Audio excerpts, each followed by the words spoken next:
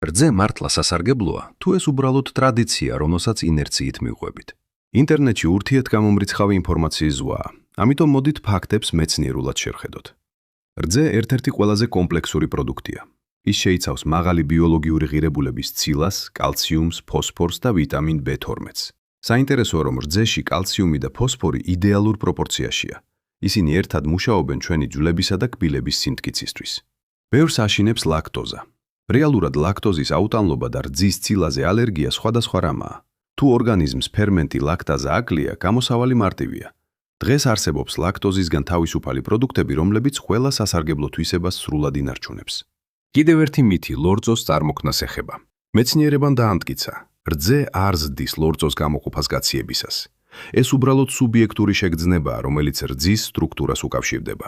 ხოლო მათთვის, ვინც სპორტითაა დაკავებული, რძე ნამდვილი საიდუმლო იარაღია. ვარჯიშის შემდეგ ის წყალზე ეფექტურად აღადგენს ჰიდრატაციას და ეხმარება კუნთებს რეგენერაციაში. ეს იმიტომ ხდება, რომ რძე ბუნებრივი ელექტროლიტია.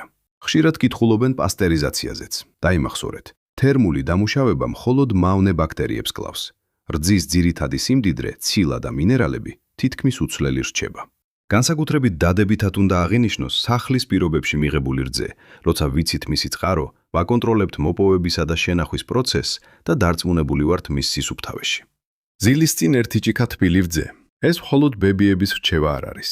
რძეში არსებული ამინომჟავა ტრიპტოფანი მართლაც მონაწილეობს ბედნიერების ჰორმონის სეროტონინისა და ძილის ჰორმონის მელატონინის წარმოქმნაში. რძე ენერგიის წყაროა, რომელიც 1000 წლეულების მანძილზე კვებავდა კაცობრიობას და დღესაც რჩება დაბალანსებული რაციონის ნაწილად.